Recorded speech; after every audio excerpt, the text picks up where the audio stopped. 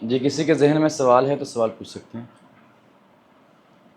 بسم اللہ الرحمن الرحیم. یہ زیادہ تر لوگوں کو ہمارے گاؤں میں بھی ہے یہ رہتے ہیں کہ کیا جب اندر صاف نہیں ہے کہ تو پھر نماز میں کیا فائدہ، نماز جانے سے کیا فائدہ. یہ زیادہ تر باتیں پھیلاتے ہیں کہ نماز منع کیے جاتا ہے. نہیں منع. ہوا نہیں ہوا. جی میں عرض کرتا ہوں، دیکھیں اندر کب صاف ہوگا جب آپ آئیں گے. گھر بیٹھے تو اندر صاف نہیں ہوگا. میں یہی عرض کر رہا ہوں. جی میں یہی عرض کر رہا ہوں کہ اگر کوئی یہ کہے کہ جب اندر صاف نہیں ہے تو نماز کا کیا فائدہ، اسے آپ کہیں کہ بھائی اندر صاف کرنے کے لیے ہی تو جا رہے ہیں. اگر جائیں گے نہیں تو اندر کیسے صاف ہوگا؟ دکان سے تو کوئی چیز مل نہیں سکتی کہ جس سے ہم اپنا اندر صاف کر لیں. وہ اسی لیے جا رہے ہیں کہ شاید اندر صاف ہو جائے. جی. اور دوسری بات جو ہے، دوسری بات اس میں یہ ذہن میں رکھیں کہ وہ ایک بڑا خوبصورت جو ہے وہ اس پہ ایک رائٹر نے لکھا تھا اور بڑا جو ہے وہ موٹیویٹ کرتا ہے انسان کو. انہوں نے کہا کہ کلاس ہو نا، کوئی اسٹوڈنٹس بیٹھے ہوں، سارے کلاس ہو رہی ہو اور اس کلاس میں کچھ لائق اسٹوڈنٹ ہوتے ہیں، کچھ نالائق ہوتے ہیں، کچھ زیادہ پڑھنے والے، کچھ کم پڑھنے والے. تو پھر آخر میں جو ہے وہ ایک ڈیٹ شیٹ لگتی ہے، امتحان میں بیٹھنا ہے. اب کلاس کا لائق ترین اسٹوڈنٹ ہے وہ امتحان میں نہیں جاتا، پیپر دینے نہیں جاتا، تو کیا پاس ہو جائے گا؟ نہیں ہوگا.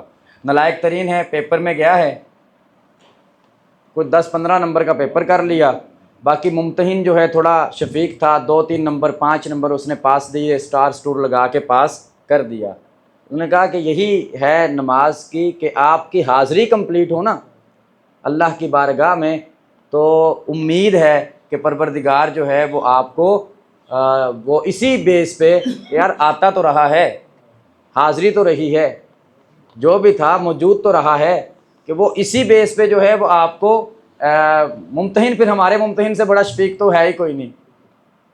پروردگار عالم سے بڑا شفیق کوئی نہیں ہو سکتا جتنا وہ غفور الرحیم ہے، رؤوف الرحیم ہے. تو اگر دنیاوی ممتحن یہ کر سکتا ہے تو وہ کہتا ہے حاضری ہو تو میں پھر تیار ہوں، پہلے ہی بیٹھا ہوں. دوسری جو ترجمہ ہوتا ہے مختلف مترجم الگ الگ اپنی زبان میں کرتے کہ وہ عربی تو ایک لفظ ہوتا ہے نا، وہ ہمارے سمجھانے کے لیے ہوتا ہے کہ الفاظات کا فرق آ جاتا ہے. نہیں عربی ایک ہوتی ہے. میں عرض کرتا ہوں، میں عرض کرتا ہوں. میں آتا ہے کہ ہاتھ پھیلائے بیٹھ گئے، دوسرے مترجم کرے پھیلائے پھیلائے بیٹھ گئے. اصل میں مسئلہ یہ ہوتا ہے، جی بس سوال ریپیٹ کرتا ہوں کہ جو ترجمہ اکثر ٹرانسلیٹرز کرتے ہیں تو اس میں تھوڑا بہت فرق ہوتا ہے. فرق مطلب یہ ہوتا ہے لینگویج کا، زبان کا. اصل میں کچھ لوگ ہیں جو بڑا سادہ ترجمہ کرتے ہیں، کچھ ہیں جو ادبی انداز میں کرتے ہیں، ٹھیک ہے، کچھ جو ہیں وہ اس میں مزید چاشنی پیدا کرنے کے لیے کوئی انوکھے جو تراکیب ہیں وہ استعمال کرتے ہیں. تو یہ ہر ایک کا اپنا اپنا مزاج ہوتا ہے. اور ہمارے ہاں عمومی طور پہ ہم کہتے ہیں جی ہاتھ پھیلائے بیٹھا تھا، تو اگر کسی نے یہ ترجمہ نہیں کیا، جیسے آپ نے مثال دی اصحاب کہف کے کتے کے بارے میں، وہ اس لیے نہیں کیا کہ یار کتے کے کون سا ہاتھ ہوتے ہیں، مطلب یہ بات ہے. لیکن جس نے کہا، اس نے کسی ہو سکتا ہے بچے کی نفسیات کو مد نظر رکھنے کے لیے کہ اس نے جو کتے کے اگلے 2 پاؤں ہیں ان کو ہاتھ تصور کر لیا اور پچھلے جو 2 پاؤں ہیں انہیں ٹانگیں تصور کر لیا جیسے انسان کی ہوتی ہیں. تو اس میں کوئی اتنا بڑا مسئلہ نہیں ہوتا، صرف سمجھانے کی غرض سے ترجمہ ہوتا ہے. ہاں جی ایگزیکٹلی. ہم نے صرف یہ دیکھنا ہے کہ بات ہو کیا رہی ہے. بات سمجھ آ گئی، وہ یہ کہتے ہیں نا کان کو ادھر سے پکڑنا ہے یا ہاتھ گھما کے ادھر سے لا کے پکڑنا ہے، مقصد کیا ہے، وہ مقصد پورا ہو گیا، دیٹس اٹ. اب یہ کہ اس نے یہ لفظ کیوں لکھا، اس نے یہ لفظ کیوں لکھا، اس میں الجھنے کی ضرورت بہرحال نہیں ہے. جی سورہ فاتحہ کے جو ترجمہ ہے وہ احمد بریلوی صاحب کا، ان کا بھی ایک ترجمہ، اور اشفق تھانوی صاحب کا، اے اللہ ہم تیری باتیں تو تو نہیں سمجھ چاہتے، اور احمد بریلوی صاحب کہتے ہیں اے اللہ ہم تیری باتیں تو تیری پوجا کر تو نہیں سنت مانگتے. دونوں لفظ استعمال ہوتے ہیں. جی مطلب دونوں لفظ استعمال ہوتے ہیں، چاہے جائے کہ کوئی بہت زیادہ کوئی بات ہو جسے بالکل ہی توڑ موڑ کے پیش کر دیا گیا ہو، اس وقت تک، اس سے پہلے تک جو ہے. اب میں عرض کرتا ہوں، ہمارے جہاں سے میں نے تعلیم حاصل کی انہوں نے جب الحمدللہ رب العالمین کا ترجمہ کیا جسٹس پیر محمد کرم شاہ رضوی رحمۃ اللہ تعالیٰ علیہ نے، ویسے اس کا ترجمہ ہے سمپل، تمام تعریفیں اللہ کے لیے ہیں جو تمام جہانوں کا رب ہے، یا رب کا مطلب کرتے ہیں پالنے والا ہے یا پالن ہار ہے۔ اب رب، پالنے والا، پالن ہار، تینوں میں الفاظ الگ الگ ہیں لیکن تینوں میں کوئی فرق نہیں ہے، مطلب ایک ہی ہے۔ لیکن جب پیر کرم شاہ صاحب رحمۃ اللہ علیہ نے ترجمہ کیا نا تو انہوں نے اس کا ترجمہ یہ کیا کہ تمام تعریفیں اللہ کے لیے ہیں جو تمام جہانوں کو مرتبہ کمال تک پہنچانے والا ہے، یعنی کمال عطا کرنے والا ہے، کیونکہ رب کا کام صرف پالنا نہیں ہے، رب صرف پالتا نہیں ہے بلکہ رب انسان کو پیدا کرتا ہے، پیدا کرنے کے بعد اس کی تربیت کے مراحل، تربیت سے ہے نا رب، اور مختلف مراحل سے گزار کے جو ہے وہ اسے کمال عطا کرتا ہے، عروج عطا کرتا ہے۔ تو انہوں نے اس پہلو کو مد نظر رکھتے ہوئے ترجمہ کر دیا، لیکن ہم کسی ایک کی بات کو اس آیت کے تناظر میں غلط نہیں کہہ سکتے۔ کیوں نہیں کہہ سکتے؟ وہ اس لیے نہیں کہہ سکتے کہ الفاظ چینج ہوتے رہتے ہیں جبکہ ان کا مطلب یا مفہوم نہ بدلے، مفہوم سلامت ہے، بات ختم۔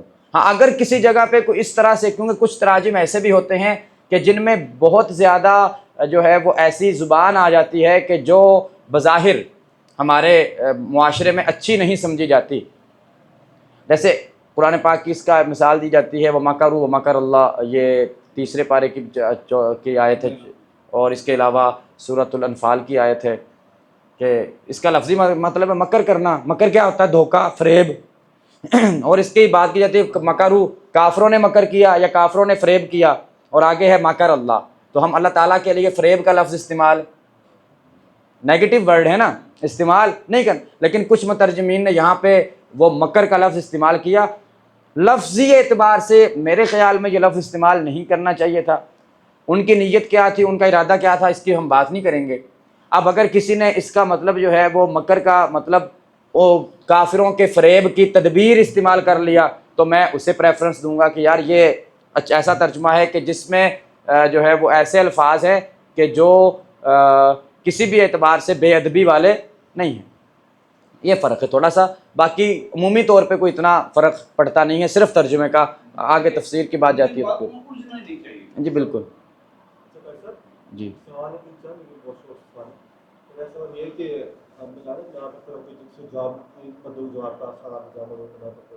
نماز پڑھ ہوتے ہیں، فرض کریں میرا بیٹا ہے، وہ اکثر کوئی ایسا کام کرے جو کہ نہیں کرنا چاہیے، اس کو اونچا بولو اللہ اکبر، بچہ تھوڑا اس طرح مطلب کہ رک گیا بچہ، تو یہ جائز ہے کرنا؟ دیکھیں اگر آپ اکیلے نماز پڑھ رہے ہیں، ہاں اس میں کوئی جواز ہے، اس میں کوئی مسئلہ نہیں ہے، بلکہ ہمیں تو یہاں تک بتایا جاتا ہے کہ استاد کے سامنے شاگرد بیٹھے ہوں نا، اگر تو استاد نماز پڑھ رہا ہو تو نماز کے دوران اگر وہ نماز پڑھتے پڑھتے دیکھتا ہے کہ انسان ہے، توجہ چلی جاتی ہے نماز، ہم یہ سمجھتے ہیں کہ شاید بندے نے نماز پڑھتے پڑھتے ایسے بھی دیکھ لیا تھوڑا سا تو اس کی نماز ٹوٹ گئی، ایسا نہیں ہے، ایسا نہیں ہے، نظر پڑ جاتی ہے، اتنے سی نظر سے جو ہے وہ نماز نہیں ٹوٹتی۔ تو اس میں تھوڑی بہت ایسی کوئی حرکات و سکنات کہ جو نماز کے اندر کی چیز ہو، نماز کے باہر کی چیز نہ ہو، یہ شرط ہے۔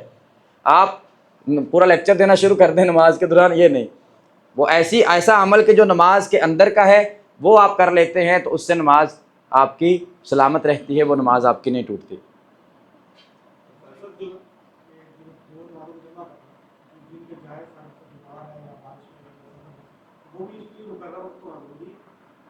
کس میں؟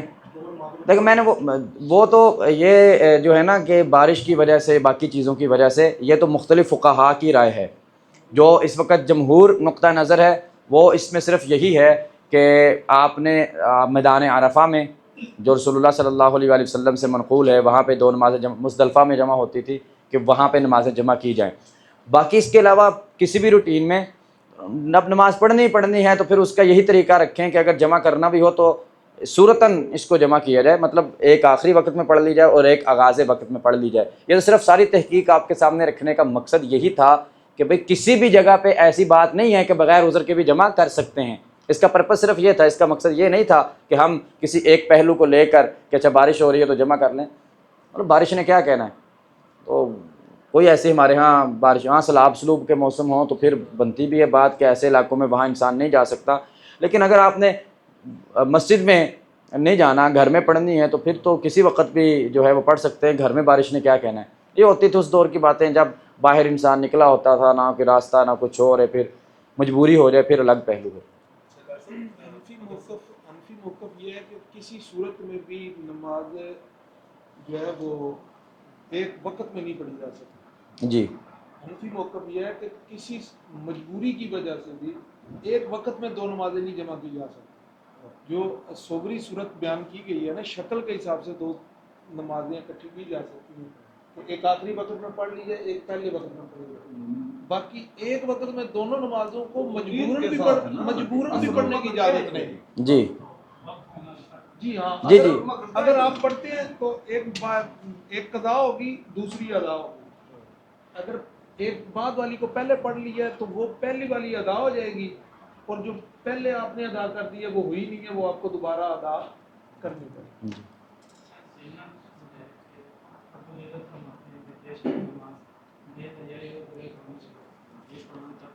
جی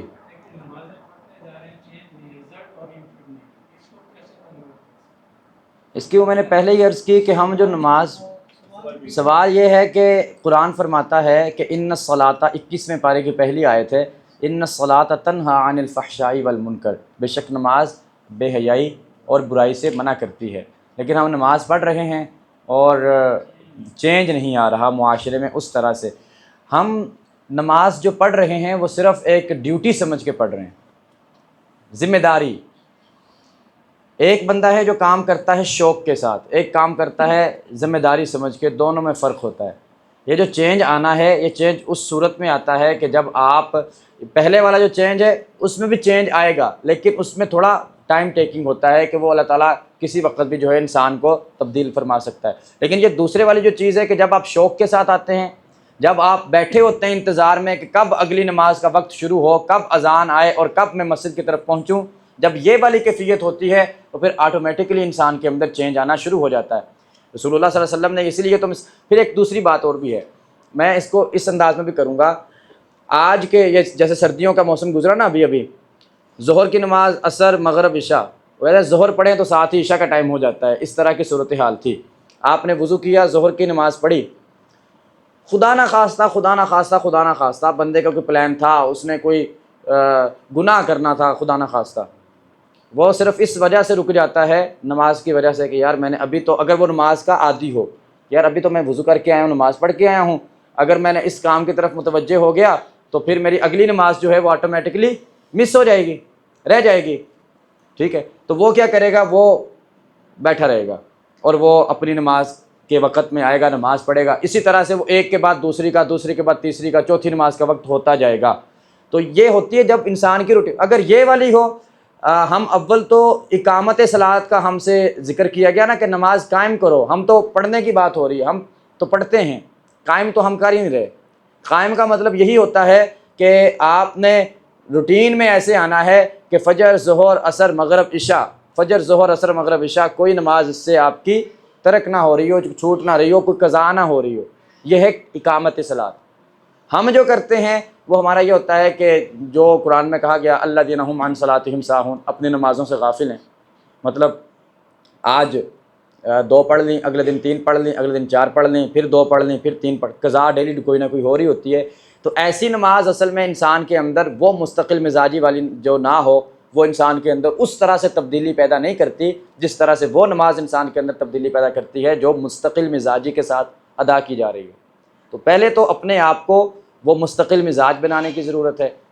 جب مستقل مزاجی آ جائے گی پھر آہستہ آہستہ دل کے اندر خشوع و خضوع آ جائے گا اور پھر باقی ساری چیزوں سے بھی انسان جو ہے وہ دور ہوتا چلا جائے گا. سفر کے دوران عشاء کی نماز کی وتر جو ہوتا ہے ان کی قضا ہوتا ہے. عشاء کی نماز نہیں وطر پورے پڑھنے ہیں جی. وطر اور مغرب کی جو 3 رکعت والی نماز ہے نا جی، آپ نے اسے سفر کی حالت میں بھی مکمل ہی ادا کرنا ہے.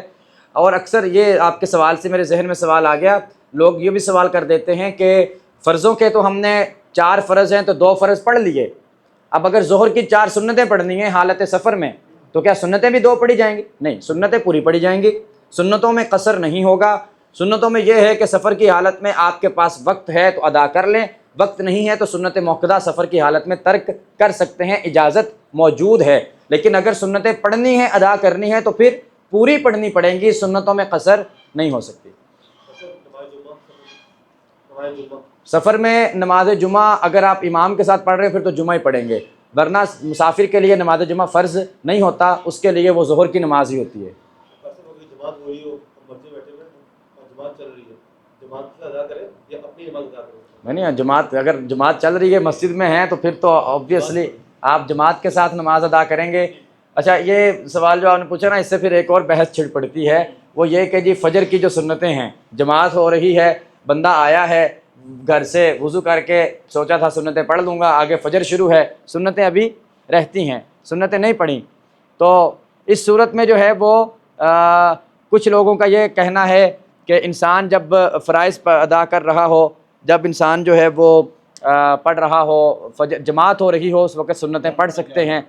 کچھ کہتے ہیں جی کہ سنتیں نہیں پڑھ سکتے، تو اس حوالے سے جو فجر کی سنتیں ہیں نا، خاص طور پر ان کے بارے میں یہ حکم ہے، ان کی بہت تاکید ہے احادیث میں، اس قدر تاکید ہے، فرمایا گیا کہ شدید جنگ کے حالات بھی ہونا اور تمہیں خطرہ ہو کہ دشمن تم پہ حملہ کر دے گا اور تمہارا خاتمہ کر دے گا، اس حالت میں بھی فجر کی سنتیں مت چھوڑو، حدیث میں تاکید کے لیے فرمایا گیا۔ اور بھی کئی احادیث ہیں جن میں تاکیدی طور پہ ان کا حکم دیا گیا، اور یہی وجہ ہے کہ سنتوں کی قضا نہیں ہوتی، لیکن فجر کی سنتوں کی قضا ہوتی ہے، بشرطے کہ اسی دن کی جائے۔ جیسے آج کسی کی فجر کی سنتیں رہ گئیں اور وہ ظہر سے پہلے پہلے اس کی قضا کر سکتا ہے، اس کی اہمیت اتنی ہے۔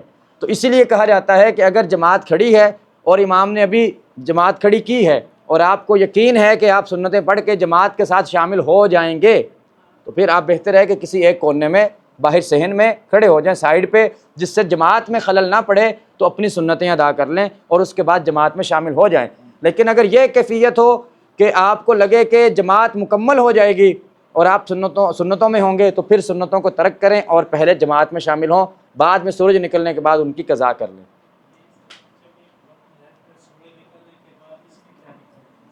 اس میں حکمت یہ ہے کہ عمومی طور پہ نا، رمضان کے علاوہ ہماری جو جماعت ہوتی ہے نا، وہ بالکل آخری وقت میں ہو رہی ہوتی ہے، چونکہ فجر کی نماز کا مستحب وقت یہی ہے کہ جب تھوڑی سی سفیدی ہو جائے اس وقت اسے ادا کیا جائے۔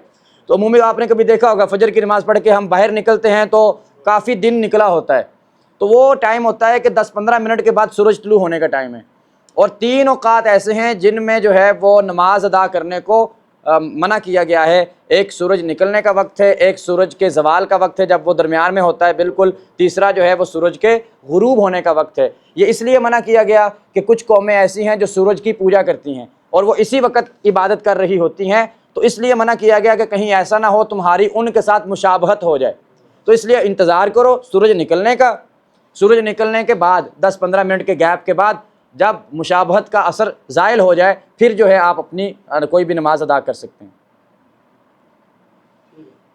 ذکر جاتا ہے کہ کئی جگہ پہ کئی لوگ ایسے ہوتے ہیں جو بالکل نماز ادا ہی نہیں کرتے، اور وہاں پہ پھر یہ دیکھا جاتا ہے کہ لوگ ان کو ترغیب دلاتے ہیں کہ ان کو کہتے ہیں کہ آپ لوگ فرض ہی پڑھ لو، تاکہ وہ پہلے فرض کی تو ادائیگی کریں، جب بھی جیسے ہی وہ نماز کی طرف آئیں گے، فرض ادا کریں گے، بعد میں پھر ان کو ترغیب دلائی جائے کہ اب آپ سنتوں میں ادا کرو۔ اگر تو ایسی صورتحال ہو نا کہ کوئی ایسی خطہ ہے، ایسی جگہ ہے، تو رسول اللہ صلی اللہ علیہ وسلم نے اس حوالے سے ہماری رہنمائی فرمائی ہے کہ کسی کو دین کی طرف متوجہ کرنے کے لیے پہلے دن ہی سارے کے سارے دین کی بنیادی باتیں جو ہے اس کے اوپر نہ سونپ دی جائیں، نہ تھوپ دی جائیں، بلکہ آہستہ آہستہ جو ہے اسے قائل کیا جائے۔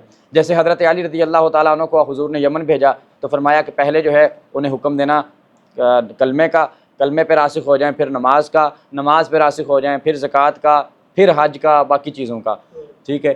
تو بہتر طریقہ پھر یہی ہے کہ اگر تو کوئی ایسی صورتحال ہے کہ اگر وہ بالکل ایک بندہ ایک چیز کی طرف آ ہی نہیں رہا، وہ پڑھ ہی نہیں رہا، تو اسے قائل کرنے کے لیے فرائض کی طرف راغب کیا جائے۔ جب فرائض پہ پختہ ہو جائے پھر سنن کی طرف متوجہ کیا جائے، اور لیکن اسے پہلے ہی یہ بتا دیا جائے کہ یہ ابھی سٹیپ ہے، جیسے ہم بچے کو سکھا رہے ہوتے ہیں نا کہ یہ پہلی سیڑھی ہے، اس کے بعد اگلی، پھر اگلی، تو یہ نہ ہو کہ وہ پہلا جو سٹیپ ہے اسی کو منزل سمجھ بیٹھے۔ یہ اس میں تھوڑا سا باریک ڈیفرنس ہے، باریک لطیف فرق ہے کہ وہ جو فرائض ہیں اسی کو منزل اور ڈیسٹینیشن سمجھ کے بیٹھ جائے، یہ نہیں ہونا چاہیے۔ اسے آپ رفتہ رفتہ جو ہے وہ لگا سکتے ہیں دین کی طرف کسی نہ کسی انداز میں. نماز آج کل پڑھی جا رہی ہے عشاء کی اور ساتھ میں تراویح پڑھتے ہیں جی مگر وتر جو ہے وہ ہمارے جماعت کے ساتھ ہو گئے ہیں. وتر جبکہ واجب ہے, ہم پوری تراویح نفل عبادت جو ہے وہ امام کے ساتھ ضرور پڑھتے ہیں, لیکن ہم واجب اپنا اپنا پڑھتے ہیں. اس میں کیا ایک باتیں ملی ہے, کیا ایسا کرنا درست ہے؟ رمضان میں تو تراویح کے بعد وطر کی عموماً جماعت ہوتی ہے. جماعت جبکہ کھڑی ہے لیکن ہم اپنے وتر پڑھتے ہیں. نہیں یہ اچھا یہ ہے نا, میرا خیال ہے اس کا شاید یہ مسکنسیپشن ہے ایک. لوگوں کو لگتا ہے کہ شاید اگر وہ عشاء کی جماعت سے لیٹ ہو چکے ہیں تو اب وہ وطر بھی جماعت کے ساتھ نہیں پڑھ سکتے. تو ایسا لگتا ہے کچھ افراد کو, چونکہ میرے جو نالج میں آیا نا, لوگ سوال پوچھتے رہتے ہیں کہ جی ہم نے امام کے ساتھ جماعت نہیں پڑھی تھی عشاء کی, ہم تھوڑا لیٹ ہو گئے, تو جماعت ہم نے اپنی پڑھی ہے تو شاید اب فرض اپنے پڑھے ہیں تو وطر بھی اپنے پڑھنے پڑیں گے. نہیں, ایسا نہیں ہے. ایک کی جماعت ترک ہوگی ہے تو دوسرے کی جماعت ترک نہ کریں, بلکہ آپ امام کے پیچھے وطروں کو جماعت کے ساتھ پڑھ سکتے ہیں. اگر تو اس وجہ سے کوئی کر رہا ہے تو اسے پھر تھوڑا سا ایج دیا جائے, اسے بتایا جائے کہ اگر تو فرائض آپ کے رہ گئے ہیں تو آپ وطر جو ہے وہ جماعت کے ساتھ پڑھ سکتے ہیں, شرعی طور پہ کوئی حرج نہیں ہے. لیکن اگر کوئی جان بوجھ کے ایسا کر رہا ہے تو پھر اس کا حل کوئی نہیں ہے, اسے ہم کچھ نہیں کہہ سکتے. اگر ہر نماز ہماری طرف ہو گئی ہے, ہم اپنی تراویح کی نماز کو مکمل کرتے ہیں, اس کے بعد اب فرض پڑھتے ہیں اور پھر وتر پڑھتے ہیں, کیا یہ درست ہے؟ دیکھیں میری بات سنیں, جو وطر ہے نا یہ عشاء کی نماز کا حصہ نہیں ہے. یہ بات آپ اگر اس کو کلیئر کریں گے پھر آپ کا کنسیپٹ, وطر عشاء کا حصہ نہیں ہے.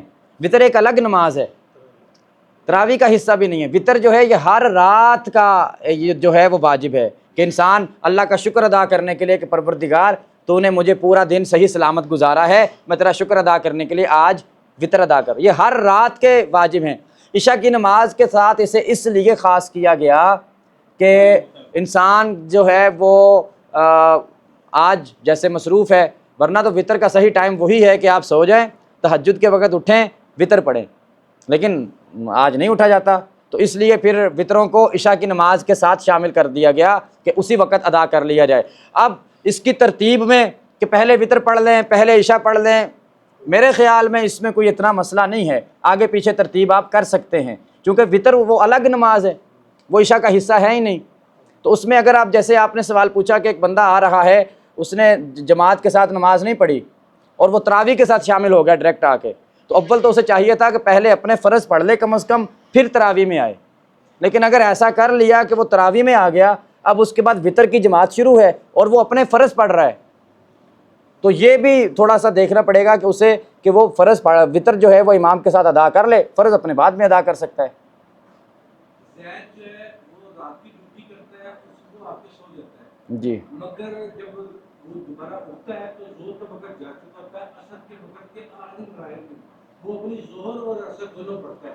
مگر اس کے ساتھ ساتھ جو دوسرا عمل ہوتا ہے وہ یہ ہوتا ہے کہ بکر بھی اس کو دیکھ کے اسی وقت نماز پڑھتا ہے. کیا دونوں کا یہ عمل درست ہے؟ اگر درست نہیں ہے تو کیا اس کا جو گناہ ہے وہ زید پر آ رہا ہے یا بکر جو ہے وہ علیحدہ سے گناہ گار ہو رہا ہے؟ دوسرے نمبر پہ ایک بندے کی ڈیوٹی رات کو شروع ہوتی ہے, مگر وہ رات کو اس نے اتنی مسافت کرنی ہوتی ہے کہ عشاء کی نماز کا وقت شروع ہو چکا ہوتا ہے, وہ مغرب اور عشاء پڑھ کے نکلتا ہے. اگر وہ عشاء نہ پڑھے تو وہ آگے جا کر اپنی نماز کو قضا سے بھی ہو جاتا ہے, مطلب قضا ہو جاتی ہے. اس لیے وہ دونوں نمازیں مغرب کے اوقات میں پڑھتا ہے اور پھر اپنا سفر شروع کرتا ہے, اور آگے جا کے وہ اپنی منزل پہ پہنچتا ہے. اس وقت اسے ٹائم ملے نہ ملے, ان دونوں کے اندر کلیئر کرنا. پہلے سوال میں تو زید کو چاہیے کہ نیند تھوڑی کم کرے, کہ فجر کے وقت سو کر وہ مطلب فجر کے وقت مطلب گھر آتا ہے 9 بجے 10 بجے جتنے بھی سوتا ہے, وہ اس کی اپنی ایک روٹین. مطلب زید اتنا زیادہ نہیں سونا چاہیے, صحت کے لیے نقصان دہ ہوتا ہے. بہرحال اب زید کو ہم کیا سمجھائیں. تو اس میں دیکھیں کہ اگر تو ہم نے پہلے ذکر کر دیا کہ نمازوں کو جمع جو ہے وہ کسی صورت نہیں کیا جا سکتا کسی دوسری نماز کے اوقات میں. جمع کی وہی صورت ہے کہ ایک نماز کو آخری وقت میں اور دوسری کو پہلے وقت میں پڑھ لیا جائے, یہی جمع کی صورت بنتی ہے. زید یہ کہتا ہے کہ میں مجبوری میں ہوں. مجبوری میرا نہیں خیال کہ یہ مجبوری ہے, کہ نہیں، ایسی مجبوری کون ہوگی سی تو ہم منفی ہیں نا, ہمارے نزدیک مجبوری میں بھی ایک وقت میں نہیں پڑھی جاتی. نہیں میرا خیال ہے کہ مجبوری بھی جو آپ بتا رہے ہیں کہ ڈیوٹی ہے اور ڈیوٹی میں سفر، مطلب ایسی کون سی ڈیوٹی ہے جس میں ہر روز ہی اتنا لمبا سفر کرتا ہے کہ پوری عشاء کی نماز کا ٹائم ہی نہیں مل رہا ہے؟ نہیں میں یہاں سے ہم نے فیکٹری جانا ہے، ہماری فیکٹری کی نائٹ ہے جی اور میں نے مغرب کے بعد نکلنا ہوتا ہے، مجھے وہاں پہ پہنچنے کے بعد اتنا ٹائم لگتا ہوتا ہے کہ میں جو ہے وہاں پہ شیخو پورے میں اپنی جو فیکٹری ہے اس کے اندر جب واپسی کے لیے نکلنے لگتا ہوں جب میں واپس درمیان میں فرائض کا ٹائم تو مل ہی جاتا ہے. آج کل تو ماشاء اللہ شیخو پورہ بھی جانا ہو، اتنے بڑے بڑے روڈ ہیں، کسی پیٹرول پمپ پہ گاڑی روکیں 4 فرض پڑھ لیں، اتنا کوئی مسئلہ ہوتا نہیں ہے. خیر تو اس میں زیادہ پیچیدگی پیدا کرنے کی ضرورت نہیں، اب 4 فرض پڑھ لیں کم از کم. باقی جی ہاں جی، کیونکہ ایک مجبوری ایک آدھ مرتبہ ہوتی ہے. جی وقت ہونا شرط ہے، وقت ہونا شرط ہے. ہاں جی بالکل وقت شرط ہے. میں نے پہلے بتایا کہ حنفی موقف بڑا پختہ ہے اس معاملے میں کہ آپ کی مجبوری ہو بھی تو ایک وقت میں 2 نمازیں نہیں پڑھ سکتے. وقت ہونا ضروری نہیں ہوگی، یا قضا ہوگی یا ہوگی نہیں. جی اگر پہلے پڑھ رہے پہلے وقت میں پڑھ رہے تو ہوگی نہیں، پھر تو ہوگی نہیں، اگر بعد بڑی والے بات ہے. میں پڑھ رہا تو پھر قضا ہوگی. جی اور آسان طریقہ یہی ہے کہ اگر کوئی اتنا مسئلہ بھی ہے تو وہ آخری اور پہلے والی، ہم نے حدیث سے بھی یہی بتایا ہے کہ وہ جو ہے وہ یہی ایک انداز سوال رہ گیا کہ اگر اس کی قضا ہو جاتی ہے تو پھر وہ قضا کیا کرے گا؟ قصر کرے گا یا ادا کرے گا؟ کون سی سفر کی حالت میں؟ نہیں اگر تو شیخو پورہ تک جا رہے ہیں پھر تو وہ قضا پوری پڑے گا. یاد رکھیں 98 کلومیٹرز پر جو ہے وہ حنفی علماء کا فتویٰ ہے کہ 98 کلومیٹر سے سفر شروع ہوتا ہے. جو شرعی سفر ہے اس کی مقدار جو ہے 98 کلومیٹرز ہے، اور 92 کا بھی ہے، لیکن احتیاطاً ہم 98 کا ہی کہیں گے جو میرا اپنا نقطہ نظر ہے اس کے مطابق ہی. تو وہ اس میں جو ہے اگر آپ دیکھتے ہیں کہ 98 کلومیٹرز تک اس نے سفر کیا ہے اور سفر کی حالت میں ہی پھر کوئی نماز قضا ہوئی ہے تو اس صورت میں جب واپس آئے گا تو واپس آ کے وہ قصر ہی قضا کرے گا. اگر کوئی نماز سفری حالت میں قضا ہو تو وہ واپس آ کر وہ قصر نماز قضا کی صورت میں ادا کرے گا. ہاں بالکل وہ قضا ہو چکی ہے نا، وہ کہہ رہے ہیں راستے میں. آخری وقت کا اعتبار ہوگا. آخری وقت میں اگر وہ مقیم تھا تو پھر پوری وہ کہہ رہے ہیں نا کہ پوری قضا کرے گا، اور اگر آخری وقت میں وہ مسافر تھا تو پھر وہ اس کی قصر قضا کرے گا. سفر کی حالت میں قضا ہوگی ہی میرا خیال تبھی کہ جب وہ آخری وقت میں مسافر ہی ہوگا. پہلے وقت میں بھی وہ سفر میں ہو. نہیں وہ کہہ رہے، میں نے جملہ ہے نا کہ سفر کی حالت میں قضا ہو جائے. یہ سفر کی حالت میں قضا مطلب وہ مسافر ہوگا تبھی تو قضا ہوگی، ادروائز تو وہ مقیم والی بات. بہرحال وہ یہی ہے کہ جس حالت میں قضا ہو رہی ہے نا وہ اسی حالت میں ہی اسے ادا کرے گا. سفری ہے تو قصر کی صورت میں، باقی ہے تو ویسے.